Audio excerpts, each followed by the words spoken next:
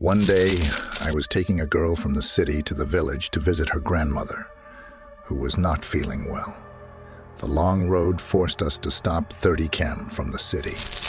Since there was a highway, and the girl was shy, she decided to go into the woods. The next half hour was just grim. I was waiting for her in the car. 8 minutes passed and I got worried. Went after her, but the girl is nowhere to be found. Jitters rolled through my legs and arms. In convulsions, he took a mobile phone and began calling her. 13 minutes have passed between the events. As a result, during this time, I managed to go far into the forest because I was running and looking for her. As a result, after 10 minutes, I suddenly received several messages that such and such a subscriber called you. Then, there is an incoming call from a girl. She was the first to say, they say if she met a friend, she could call him into the car and not go into the woods to chat. I told her that I was alone and had been looking for you for half an hour.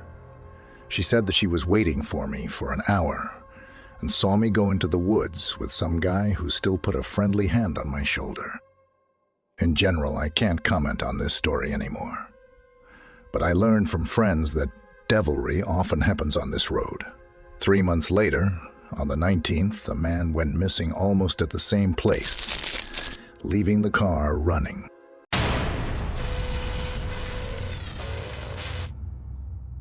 This story is completely real and told to me in the first person. One long-distance truck driver living in Europe worked on cargo delivery, mainly in Belgium, Holland, and France. Interesting stories happen to truckers in general. The road is not an easy place. In the French city of Dunkirk, the driver delivered the cargo to one of the port warehouses, which are simply built there, and stopped for a 10-hour rest. In Europe, this is strictly the case. The driver is obliged to observe the driving and rest regime, which is marked by a special device that the police have the right to check at any time. After getting enough sleep and a good rest, this is important. The driver left Dunkirk overnight for Ostend, on the North Sea coast in Belgium. The path is easy to see in Google Maps. Another detailed detail is that the boss of the company where the driver worked demanded that drivers, if possible, choose country roads and avoid autobahns, because on autobahns, trucks are charged a significant fee, mort. A special device records the movement of the truck, and the company receives a bill. Therefore, our driver drove along the coast from Dunkirk to Ostend through villages along country roads. It was almost night, but the driver felt fine. It was not far to go. The road was familiar. The port warehouse in Ostend was open around the clock, so he expected to receive a new cargo soon and already drive towards home. And then strange things began. The familiar road has changed its appearance. Instead of asphalt, there were paving stones under the wheels. The headlights illuminated it well. Tall trees appeared along the road instead of the usual, neatly trimmed shrubbery. I drove into the wrong place, the driver thought, and looked at the navigator. The navigator has failed, and then the driver began to feel sleepy. It just knocked me out. It was some kind of unnatural, viscous drowsiness, almost loss of consciousness. The car began to work. Wonders. Then it was dragged into a turn where a cobblestone road went to the right between the trees. Then it picked up speed on its own. The driver told me that he had difficulty controlling the car, slowing down and keeping it from turning onto dubious trails. So, the horror continued. There are quite a few small settlements in this direction. Driving through them, the driver clearly saw people on the streets, singly and in groups, with baby strollers. As they approached, these silhouettes faded and disappeared. After rushing through a couple of such villages, constantly slowing down, which increased by itself, the driver noticed something white on the passenger seat out of the corner of his eye.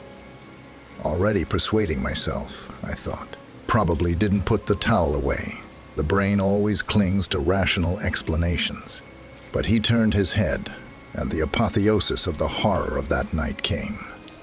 A white female head was looking through the car window from the passenger side. A woman's, he explained, because her long white hair was flying in the course of the car.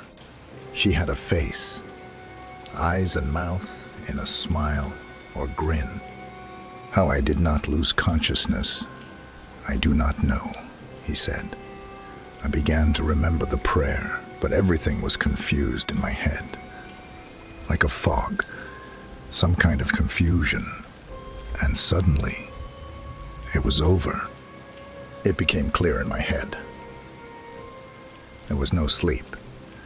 The road acquired its usual appearance.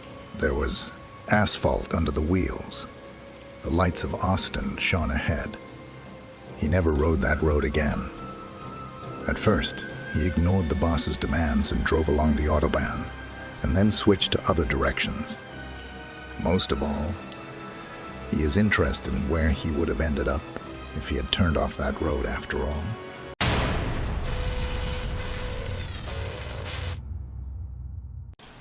Two or 3 years ago, I had a chance to drive along a country road late at night.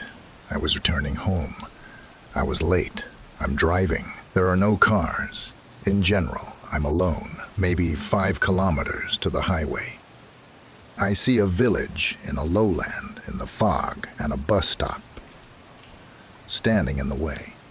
And when I was already level with the bus stop, I clearly saw how I literally bumped into a girl.